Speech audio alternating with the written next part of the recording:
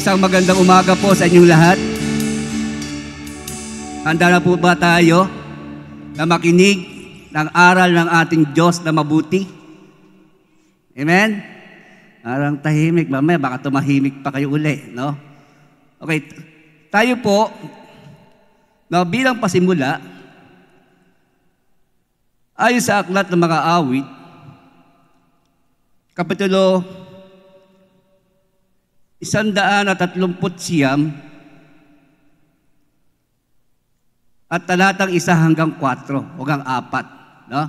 Ito po, sabi rito, Panginoon, sinisiyasat ninyo ako at kilalang kilala. Yung sinabi ni David. No? Hindi lang po yung para kay David, para po sa lahat ng tao. Kasi ang Diyos ay para sa lahat ng tao. No? Sabi rito, sa sumunod na salita, nalalaman ninyo kung ako ay nakaupo o nakatayo, kahit na kayo ay nasa malayo, nalalaman ninyo ang lahat ng aking iniisip. Yan po yung Diyos, no? Alam niya lahat ng ginagawa ng tao. Alam niya lahat ng iniisip ng tao. Alam niya lahat, no, ng sasabihin ng tao.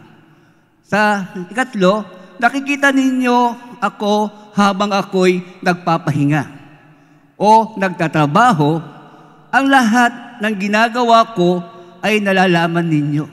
Yun po ang Panginoon, yun yung Diyos.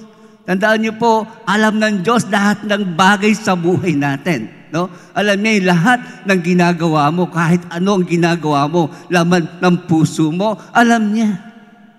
Alam niya laman ng isip mo. Wala pong malilihim sa Diyos. Sumunod, sa ika-4, sabi rito, Panginoon, hindi pa man ako nagsasalita, ay alam ninyo na ang aking sasabihin. Tingnan niyo po, alam ng Diyos lahat. Alam ng Diyos yung laman ng puso mo kasi yung salita mo galing sa puso yan. No? Alam ng Diyos kung ano yung sasabihin mo, hindi ka pa nagsasalita. Ganun po, na makapangyarihan ng Diyos. Ganun po ang Diyos natin. Alam niya lahat ng bagay. Yun po ang Diyos natin. Alam niya ang lahat ng bagay. Alam niya lahat ng mangyayari. Alam niya lahat ng bagay na makapangyayari. Alam po ng Diyos yan. Ito po'y katulad ng isang buong aklat na nabasa po ng Panginoon, ng ating Diyos, yung nilalaman nito mula sa pasimula hanggang sa katapus-tapusan ng letra na nakasulat sa aklat.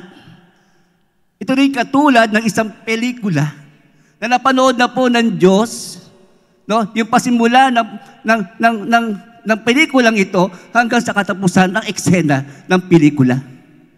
Alam na po ng Diyos yan. Alam na po ng Diyos ang lahat ng bagay. Alam po ng Diyos na ang kanyang tao lilikain ay mahuhulog sa kasalanan. Alam po ng Diyos. Lahat alam ng Diyos. Kaya nga po inihanda niya si Jesus, ang Panginoon ng tigapagligtas, upang iligtas tayo. Ibalik tayo doon sa layunin niya na ang tao ay lalangin at makasama niya sa pangwalang hanggang buhay. Yun po yung kalooban ng Diyos. No? Alam niya. Kaya sabi sa aklat ng Pedro,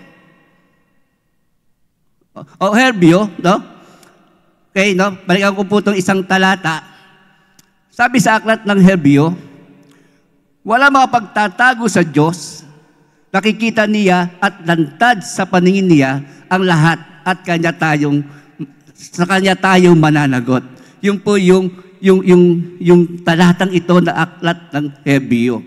Kaya po alam ng Diyos lahat. Sabi ko kanina, na alam ng Diyos na mahuhulog sa kasalanan ng tao. Alam niya po ito. Kaya hinihanda niya ang Panginoon upang ibalik tayo doon sa talagang layunin ng Diyos. No? Sabi sa aklat ng unang Pedro, talatang 18, Kapitulo 1, talatang 18, unang Pedro, Kapitulo 1, talatang 18. Ganito po ang sinasabi. Alam naman ninyo kung ano ang pinagtubos sa inyo mula sa walang kabuluhang pamumuhay na minana ninyo sa mga ninuno ninyo.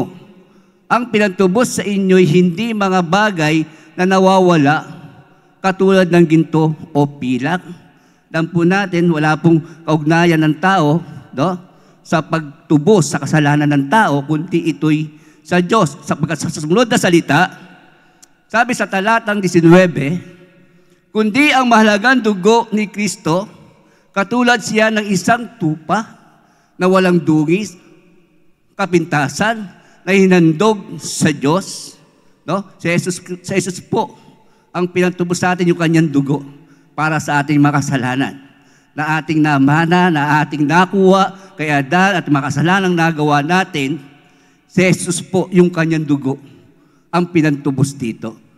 Sa talatang 20, bago pa likain ang mundo, pinili na ng Diyos si Kristo para maging tagapagligtas natin at ipinahayag siya ng Diyos itong mga huling araw alang-alang sa inyo. Yun po yun. Kasi sabi ko, alam na ng Diyos lahat eh. Wala pang kasalanan, hindi pa nalikha ang mundo, hindi pa naitatag ang mundong ito. Alam na ng Diyos, mahuhulog sa kasalanan ng tao. Hinanda niya si Jesus bilang tigapagligtas. Pagpapanumbalik sa atin sa Diyos. Yun po yung alam ng Diyos lahat. Alam ng Diyos. Mga kapatid, alam ng Diyos kung sino po ang maliligtas sa lahat ng henerasyon. Alam ng Diyos kung sino po ang maliligtas sa lahat ng panahon. Maging sa lahat na narito. Amen? Alam ng Diyos kung sino ang maliligtas. Ito yung panahon, mga kapatid, ito yung panahon na itong ating buhay. Ito yung panahon na kung saan tayo po ay pumipili kung saan tayo pupunta. Tayo po ang pumipili. Hindi po kalooban ng Diyos na mapahamak ang tao. Kaya nga sinugo niya yung kanyang anak kanina, di ba? Pinantubos sa kasalanan. Kasi ang gusto niya maligtas ang lahat ng tao. Ginawa na ng Diyos yung kanyang bahagi. Kahit yung bahagi mo naman, ikaw naman, piliin mo kung anong gusto mo piliin. Ikaw ang pipili kung saan ka pupunta. Ikaw mismo, hindi ang Diyos. Pero kung tatanungin mo ang Diyos, gusto niya piliin mo yung mabuti. Yung para sa Diyos. Amen? Yun po, alam po ng Diyos. Alam ng Diyos lahat ng mangyayari. Kaya nga po, tingnan po natin yung nangyari kay Judas Iscariote, isang alagad ng Panginoon, pinili bilang apostol. Ngunit, tingnan po natin yung kanyang buhay, yung nangyari sa kanya. Sabi sa aklat ng Mateo, Kapitulo 26, talatang 24, sabi dito, ako na anak ng tao ay papatayin ayon sa sinasabi ng kasulatan. Nakasulat na po. Kasi alam na ng Diyos lahat mangyayari. Ngunit, nakakaawa ang taong magtatraidor sa akin. Mabuti pang hindi na siya ipinanganak. Alam na po ng Panginoon. Wala po nagsabi sa Panginoon na may magtatraidor sa Kanya. Alam niya po. Kasi nalalaman niya lahat ng bagay. Nalalaman niya lahat. Lahat ng bagay. Kaya dito sa talatang 25, nagtanong din si Judas na siyang magtatraidor sa kanya, Guro, ako po ba? Iyon sumagot si Jesus. Ikaw na nga nagsabi. Tingnan niyo po. Yung pong tanong ni Judas, nagkukumpirma po yun. Nalalaman ni Jesus. Kasi, naligalig. At kaya tinanong niya. Kaya, yun po ang katiyakan. Yun po yung nangyari sa kanya. Siya po yung nagkanulo. Alam niyo po, dapat maliligtas siya. Kasi pinili siya maging alagad apostol. Pero, pinili niya yung kanyang patutunguhan. Yun po yung sinasabi ko sa inyo mga kapatid. Ikaw ang pipili. Pinili ka ng Diyos, gusto niya maligtas ka. Pero ikaw ang pipili kung saan mo gustong pumunta. Tingnan po natin kung bakit nangyari kay Judas ito. No? Sa Aklat ng Juan, Kapitulo 12, talatang 3 hanggang 6. Sabi sa Aklat ng Juan, Kapitulo 12, talatang 3. Kumuha si Maria ng kalahating litro ng purong pabango na gawa sa halamang nardo na mahalagang pabango. Ibinuhos niya ito sa paa ni Jesus at pinunasan ang kanyang buhok at umalimuyak ang pabango sa buong bahay.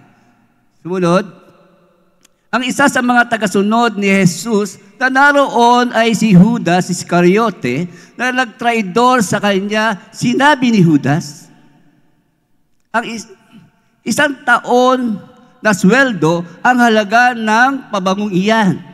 Bakit hindi na lang iyan ipinagbili at ibigay sa mahihirap ang pera? Sinabi niya ito hindi dahil nagmamalasakit siya sa mga mahihirap, kundi dahil isa siyang magnanakaw. Bilang tagapag-ingat ng pera nila, madalas niya itong kinukupitan. Tingnan niyo po, no? Ito po yung dahilan, no? Magpasimula bago niya pagkanulo ang ating Panginoong Jesus sa halaga rin na kanya pong pinagkasunduan. Kasi po ito siya. Katotohanan po, si Judas, matagal na pong binigyan ng pagkakataon ng Diyos. No? Sa dami ng ginawa ng Panginoon, no? Sabi sa aklat ng John, kung susulatin lahat, hindi magkakasya sa buong sanglibutan. Nandoon si Judas. Kailan lang siya tumalikod, yung papatapos na. No? Yung panahon na talagang ipagkakanulo na si Jesus. Ito po, hindi siya nagbago. No? Mas pinili niya yung kalooban niya. No? Na nagmahal sa salapi. Kaya ito nagtulak sa kanya upang malayo sa Panginoon. Pinili niya, pumili siya. Yung kalooban niya, pinili niya. Hindi ang kalooban ng Panginoon. Mga kapatid, alam na ng Diyos ang lahat ng bagay at alam niya kung sino ang maliligtas. Sabi sa aklat ng Lucas, Kapitulo 10, talatang 20, Ganon pa man, huwag kayong matuwa dahil napapasunod ninyo ang masasamang espiritu, kundi matuwa kayo dahil nakasulat sa langit ang pangalan ninyo. Mga kapatid, alam na ng Diyos kung sino maliligtas. Yan sinabi ng Panginoon sa mga alagad. Sa katotoo lang, hindi pa ito yung pasimula talaga ng kanilang paglilingkod. Kasama pa nila ni Jesus, si Jesus. No, yung talagang pasimula ng kanilang paglilingkod, yung kanilang mga paghayo, hindi pa po. Kasama pa nila si Jesus. May pinagagawa po sa kanila si Jesus na ating Panginoon, no? Nung si Jesus na ay umakyat na, doon po nagpasimula ang mga alagad. Pero dito po, sinabi na ng Panginoon, ang inyong pangalan ay nakasulat sa langit. No? Ito po'y tiyak. Hindi po ito yung may pagbabago pa. Tiyak yun kasi ang Diyos, alam niya lahat ng bagay. Hindi po nagkakamali kailanman ang Diyos. Kilala niya ang lahat. Kilala niya tayong lahat. No? Alam niya kung ano ang kalooban mo. Mga kapatid, ang pananalitang ito ay hindi upang hatulan ang sinuman.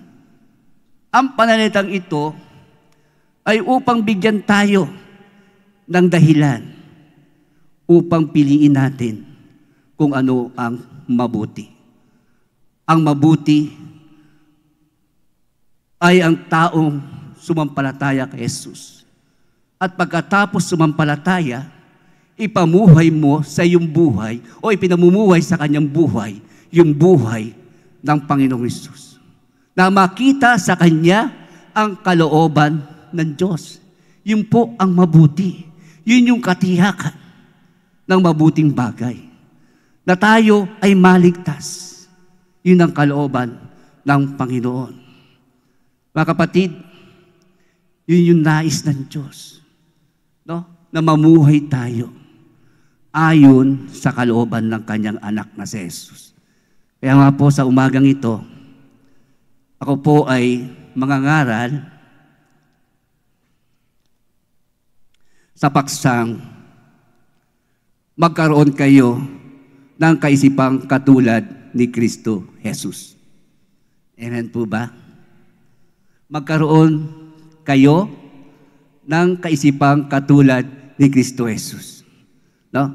Ang tinutukoy po ni Apostol Pablo diyan, yung lahat ng mananampalataya. Lahat ng sumampalataya, lahat ng nabago ang buhay, kailangan mo magpatuloy. Kailangan mo mabuhay. No? Kailangan mo magkaroon ng kaisipan na katulad ng pag-iisip ni Kristo Jesus bilang iyong aking pagsunod. No? Pagsunod nating lahat. No? Ano mo ba ibig sabihin ng salitang magkaroon? Magkaroon ang proseso, pagkakataon ng pagkamit, pagtanggap, o pagiging bahagi ng isang bagay, sitwasyon, o katangian bilang sariling pag-aari. No? Yun po yun. Mga kapatid, ito po yung pagkakataon. Ito yung pagkakataon, ito yung panahon na talagang dapat makamit natin. Dapat tanggapin natin. No? Magkaroon tayo ng pag-iisip ng ating Panginoong Jesucristo. No? Yun po yun.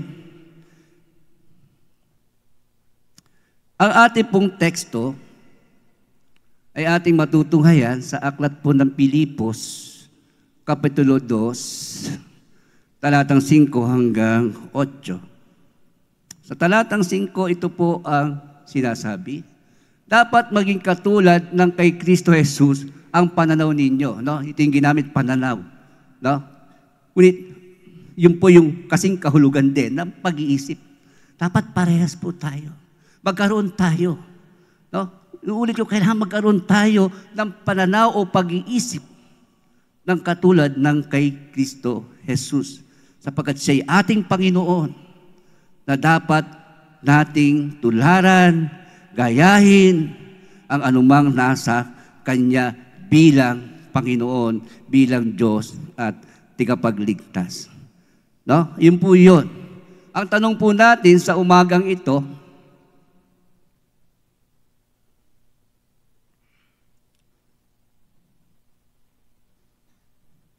okay, basahin ko muna yung buong teksto, no?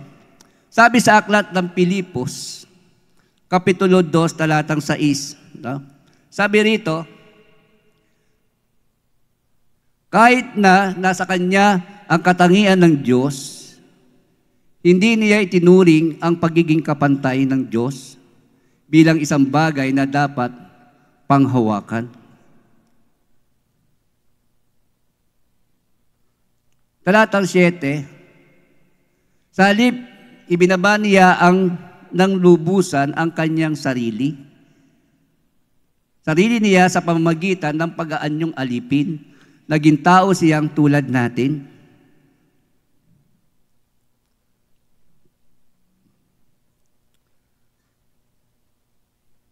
Sa talatang 8, at sa pagiging tao niya, nagpakumbaba siya at naging masunurin sa Diyos hanggang sa kamatayan, maging sa kamatayan sa krus. No? Okay, ito po yung sinasabi sa ating pong teksto. No? Tanong po natin,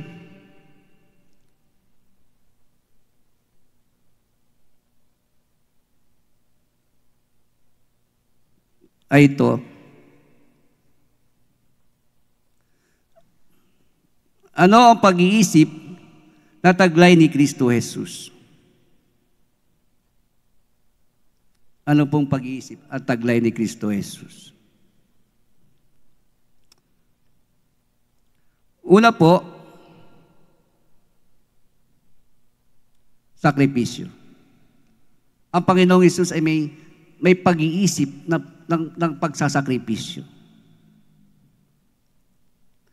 Sa talatang 6, atin pong makikita,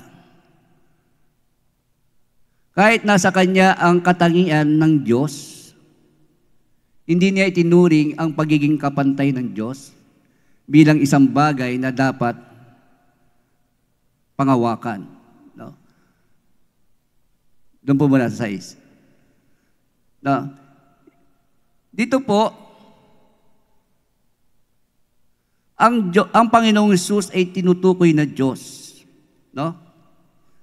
Dito po, siya po ay Diyos na sinasabi, o nasaan yung Diyos? No? Na ito yung kanyang kalagayan. No? Ito yung kanyang katayuan.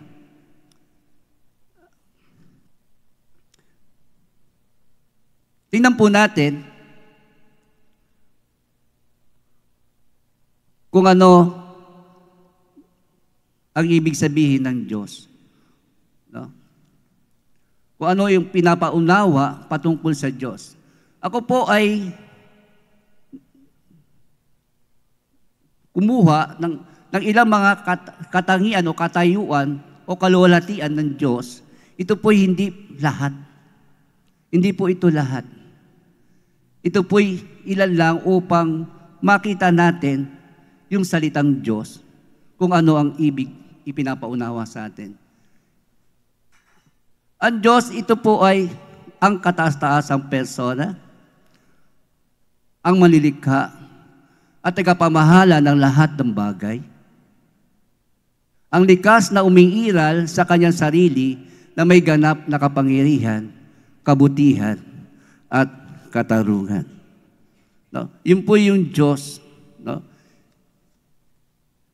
Yun po ang ibig sabihin ng Diyos. Kaya balik po natin sa 6.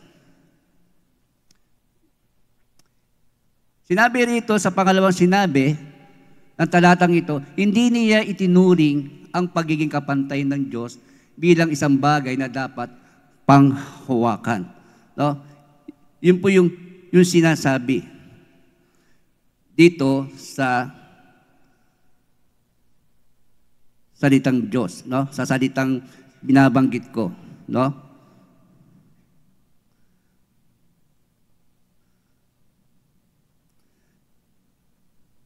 Yun po yung Diyos. Ito po yung kanyang kalagayan, no? Sabi ito, hindi niya itinuring na pagiging kapantay ang Diyos, no? Bilang isang bagay na dapat panangnan. Kaya tingnan po natin yung salitang kapantay. O ano po yung sinasabi rito?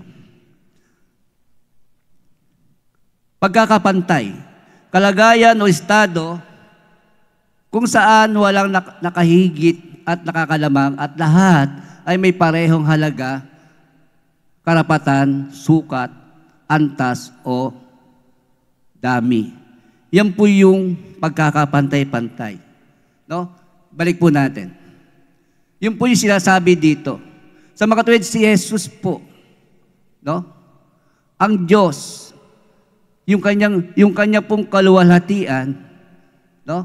Sabi rito, siya po'y kapantay ng Diyos. Sabihin yung si Jesus, yung Diyos, no? Pinukoy diyan Diyos.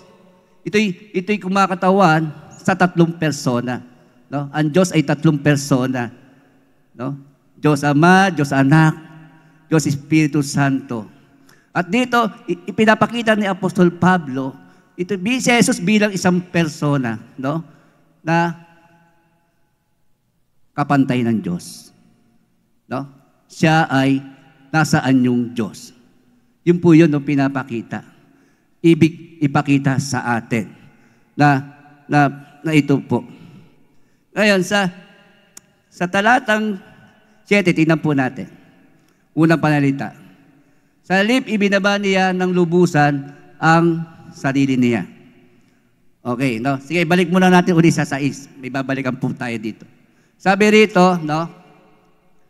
Dito po, mapapatunayan natin na si Jesus, no, ay nagsakripisyo. Dito ay pinakikita niya yung kanyang pagsasakripisyo, yung kanyang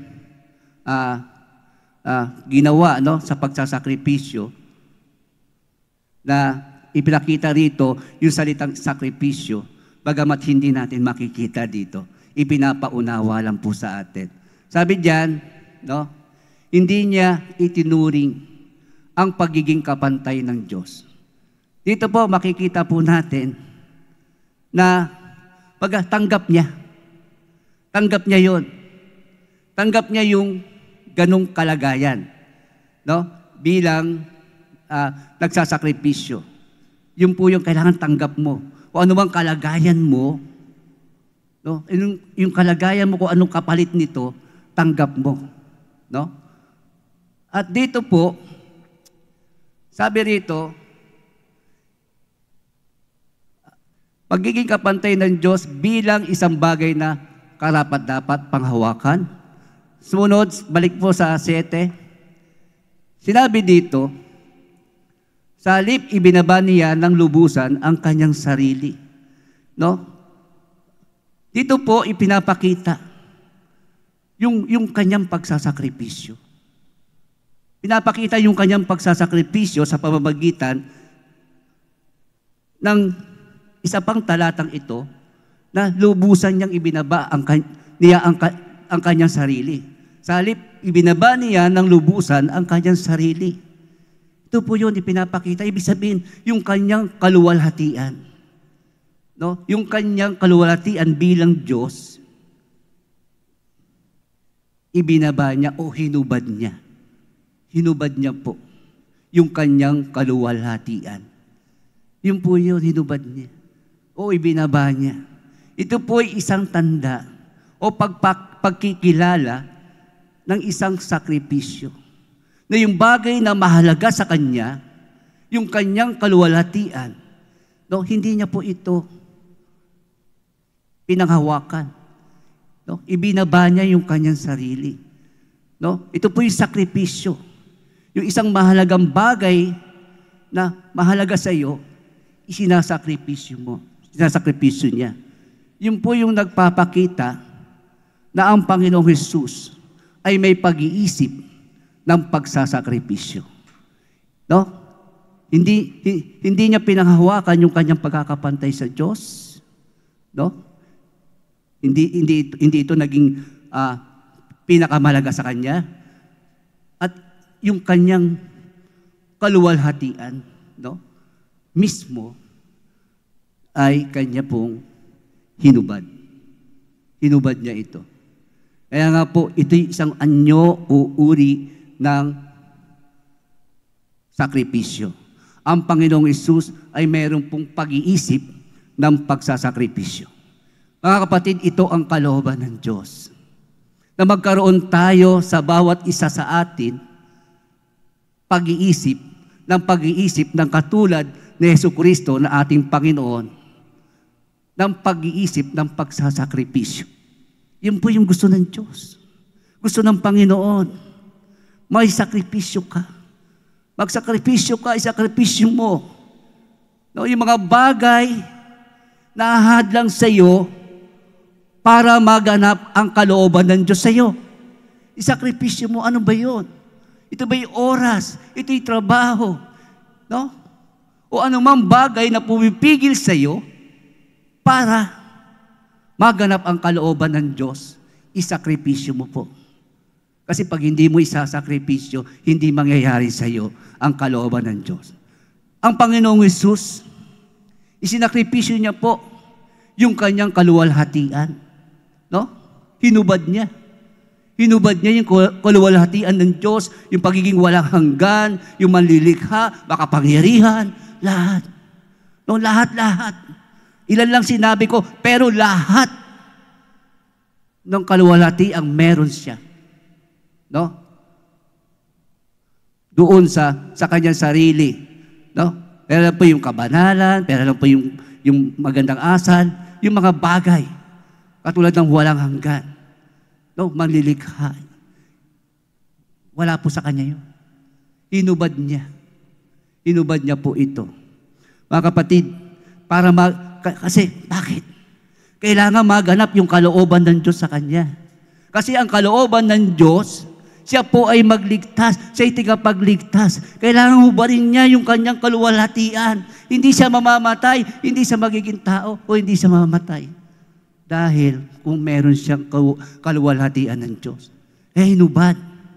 Hinubad ang kaluwalhatian para magawa ang kalooban ng Diyos. Para magyari ang kalooban ng Diyos sa kanyang buhay. Ganun din po tayo.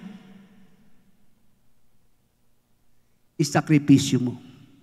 Si Jesus, isinakripisyo niya yung kaluwalhatian niya. Mahalaga ito. Ikaw, ako, isakripisyo po natin. O ano yung mahalaga sa atin para mangyari ang kalooban ng Diyos sa buhay mo. Amen?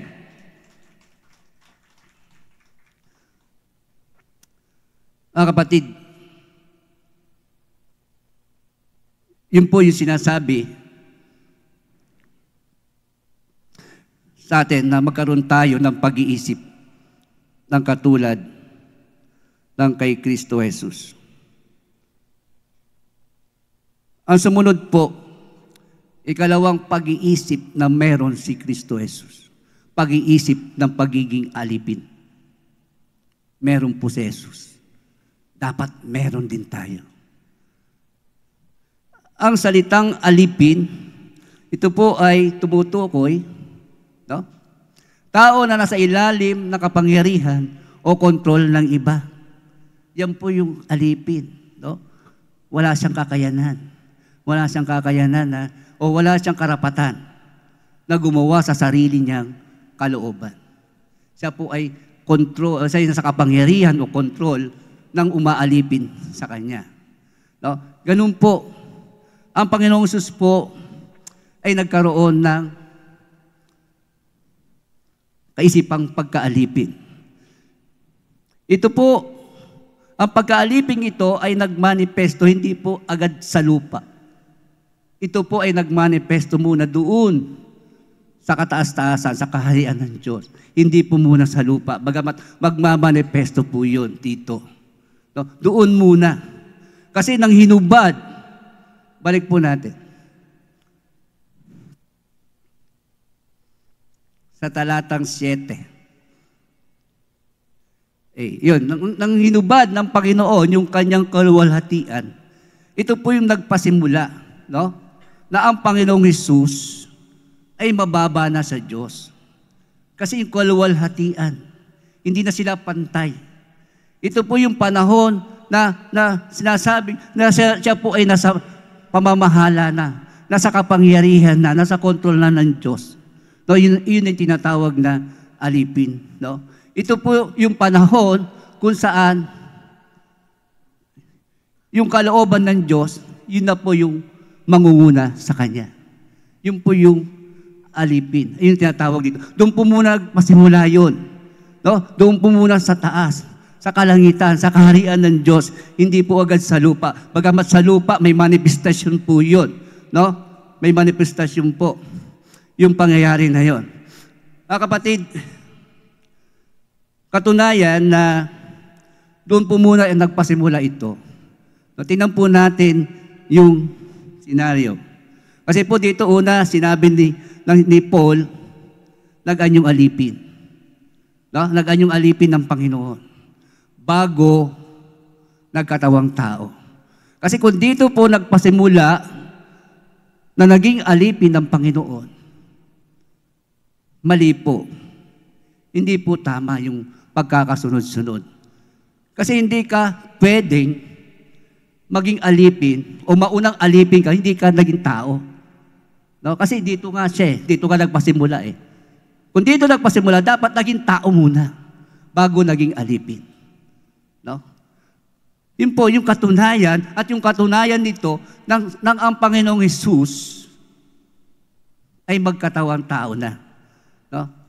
Siya yung magkatawang tao na, dito po makikita natin yung manifestasyon, no? ng pasimula na ang kaluwalhatian ng Panginoong Hesus ay hinubad niya na. No? Doon yung makikita natin na hinubad niya na yung kanyang kaluwalhatian. Kasi nagkatawan tao na siya. Doon, yun yung palatandaan na makikita natin na hinubad niya na iyon.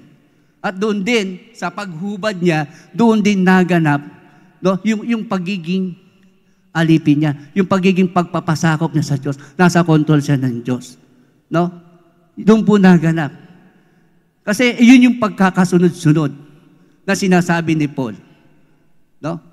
Kaya nga, nung magkatawang tao, ang Panginoong Hesus, yun po ang nangyari.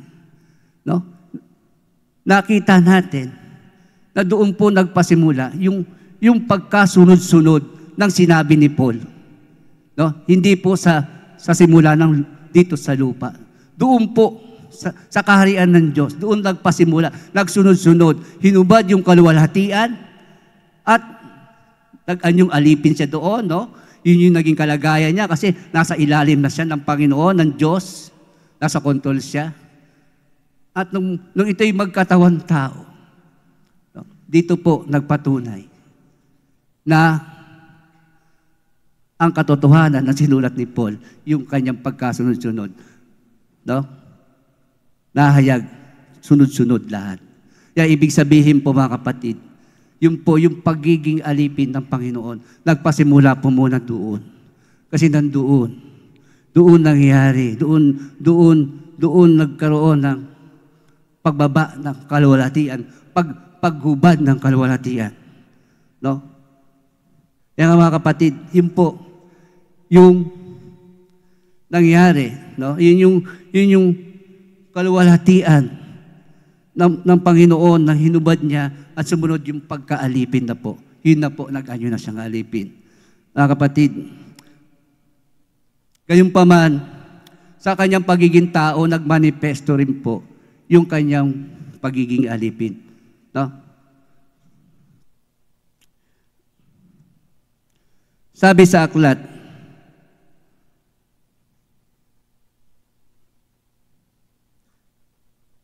ng mga Hebreo,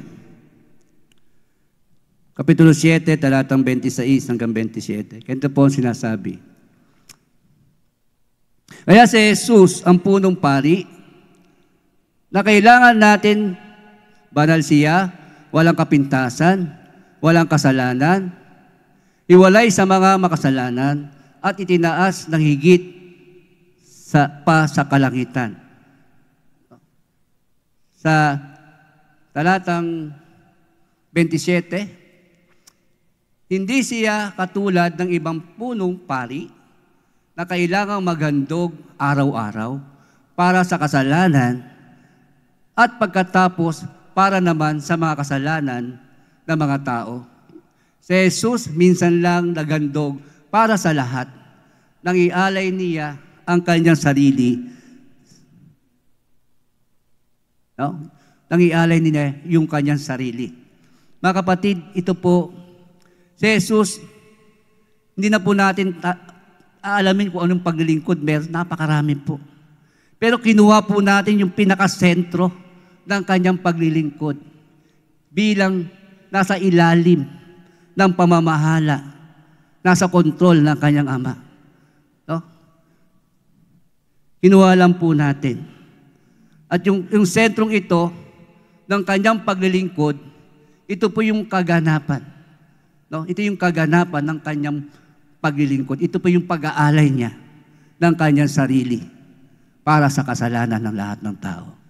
Yun po yung sentro. Yun po yung sentro ng kanyang paglilingkod. No? Yun yung paglilingkod niya sa Diyos. Kaya po, si Jesus, ito po yung kanyang paglilingkod na ginawa. No? Naglingkod siya. Siya'y napailalim sa pangangasiwa o pangangalaga ng kanyang Ama. At yung kalooban ng Ama, ito po yung kanyang ginawa. No? Yung pagliligtas, yung pag-aalay ng kanyang sarili para sa kaligtasan ng mga tao. Yung po si Jesus, may kaisipan ng pagkaalipin. No? Naglingkod siya sa Diyos. Kaya nga mga kapatid, ito ang kalooban ng Diyos. Magkaroon po tayo ng pag-iisip ng katulad ng kay Kristo Jesus.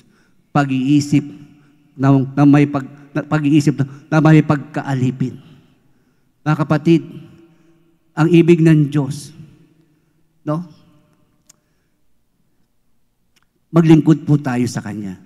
Ito yung pag-iisip ng pagiging alipin ng Diyos. Ito ang kalooban niya na tayo ay maglingkod sa Kanya.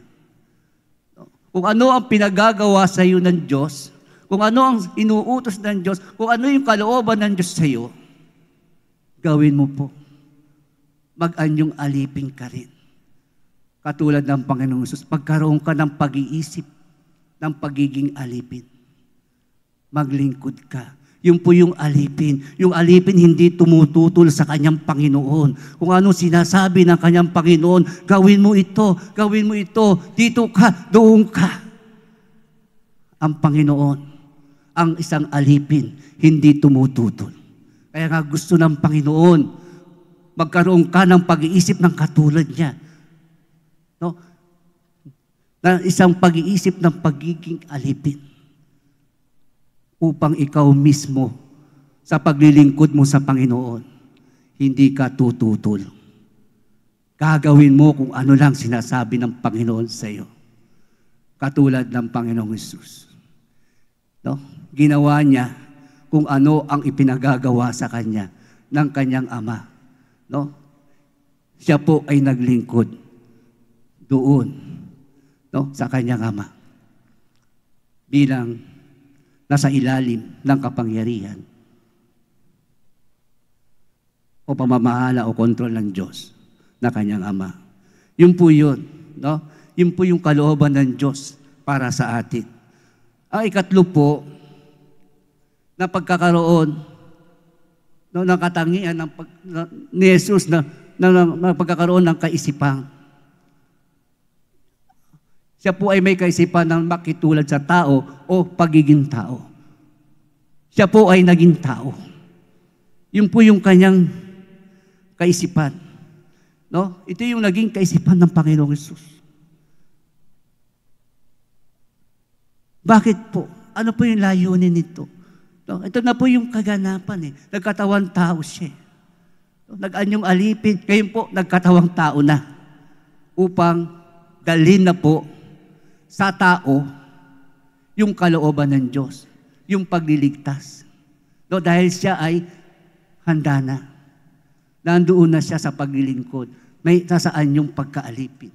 Maglilingkod sa Diyos. No? Ay handa na po. No? Dinadala, nung siya may pagkatawang tao, dala-dala niya na. Ito na, dala ko na sa inyo, mga mahal na tao, na mahal ng Diyos. No? Dala-dala ko na ang buhay na walang hanggan. Dala-dala ko na ang kaligtasan sapagkat ako ang kaligtasan. Sabi po sa talata sa aklat ng Efeso, Pilipos, naliligaw. Sa aklat ng Pilipos, Kapitulo 2, talatang 7, ikatlong sinasabi. Naging tao siyang tulad natin. No? Naging taong si Jesus ang Panginoon. Yan po, no? Yun sinasabi ni Apostol Pablo. Naging tao siyang tulad natin. No? Kasi po, yun nga po. Yung kanyang pagiging tao, ito na po yung panahon na itinakda ng Diyos upang maganap ang kalooban niya. At ito'y sa mamagitan ng paglilingkod ng Panginoong Hesus na ililigtas ang tao sa mamagitan ng kanya pong kamatayan. At sa mamagitan ng kanyang dugo, mapapawi ang kasalanan, mawawala ang kasalanan ng bawat sumampalataya sa kanya pong pangalan. Yun po, mga kapatid, na ganyan siyang tao. Sabi po sa aklat ng unang Juan, Kapitulo 1, talatang 1 hanggang Ipinahayag namin sa inyo ang tungkol sa Kanya na mula pa sa simula ay narinig na namin siya. Nakita at napagmasdan ng sarili naming mga mata at nahawakan pa namin siya.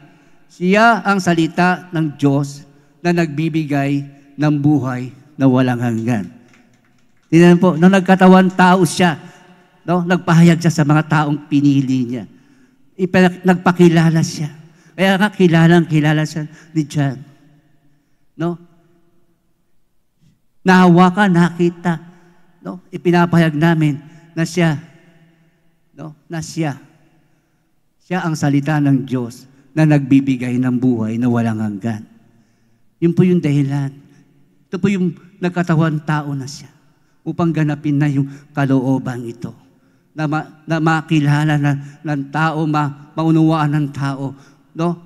Kung sino ang tigapagligtas, kung sino ang magdadala ng buhay na walang hanggan sa kanila na kasama ang Diyos. Sa pangalawa po, siya na pinagmulan ng buhay na walang hanggan at nahayag at aming nakita, pinatotohanan at ipinahayag namin siya sa inyo na sa simula't simula pa ay kasama na ng Ama at nagpakita sa amin. No, yun po. Yun po yung ginawa ng mga alagad. Nagpakilala siya, no? Na siya yung buhay, siya nagpinagmulan ng buhay na walang hanggan, at ito, ipinapangaral sila ng alagad. No? Yun po yun. Kaya po, nagkatawan tao upang maganap, mangyayari na yung kalooban ng Diyos sa pagliligtas.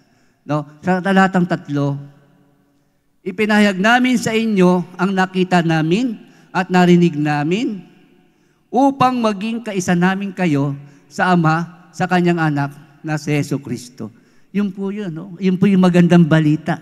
Ipinahayag, ipinakilala si Jesus, ipinangaral bilang tigapagligtas na si Jesus. Siya may dala ng buhay na walang hanggan upang tayo mga sumampalataya, tayong nakinig, tayong sumunod, ay magkaroon ng pakikisama sa Diyos Ama, sa Kanyang anak na si Jesucristo. Kaya po ipinahayag. Kaya po nagkatawan tao. Yun po, dala-dala niya na magkatawan tao siya, yung kaligtasan. Mga minamahal, mga kapatid, ito po yung kalooban ng Diyos sa atin. No? Na tayo, bilang mga taong tumanggap, no, ng kaligtasan ito ng Panginoong Hesus. Tayo man, mga kapatid, ibalita natin. Dali natin si Jesus, no, ang Panginoon. Kasi siya nagkatawang tao. Gusto niya dalhin sa lahat ng tao ang mabuting balita na si Jesus namatay sa krus at tumagas ang dugo at muling nabuhay. At dahil dito, kung sasampalataya ka sa Kanya, ikaw ay maliligtas. At pag ikaw ay naligtas, ikaw ay pinawalang sala na magpatuloy ka na lang, mabuhay ka para sa Kanya. Yun po. Dalhin mo sa kamag-anak mo. Dalhin mo kay ate, kay kuya, kay pinsan, sino man. Kahit kaninong tao. Nagkatawang tao si Jesus. Para dito. Para dalhin ang kaligtasan sa lahat ng tao. Ewan po ba? Kaya dapat po magkaroon tayo ng ganitong pag-iisip ng nakay Kristo Jesus din. No? Dalhin natin ang mabuting balita sa mga tao. Kasi si Jesus galing pa sa langit, nagkatawan tao para madala ang mabuting balita sa lahat ng tao upang magkaroon ng kaligtasan. Amen po ba?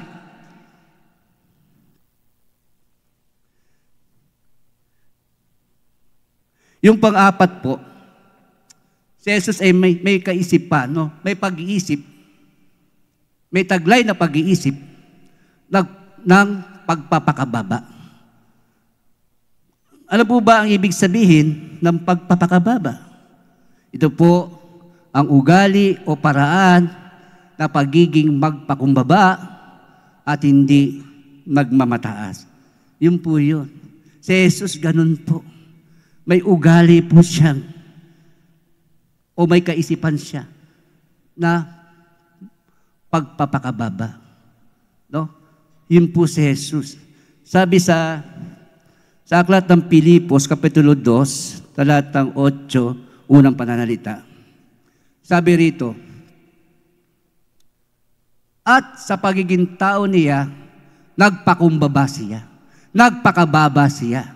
Kaya nga nung maging tao si Jesus, ang ating Panginoong Jesus, no, taglay niya yung pag-iisip na pagiging mababa, may pagpapakumbaba. Ito po siya. Ito po yung kanyang naging buhay. Hindi po siya nagmamataas. No?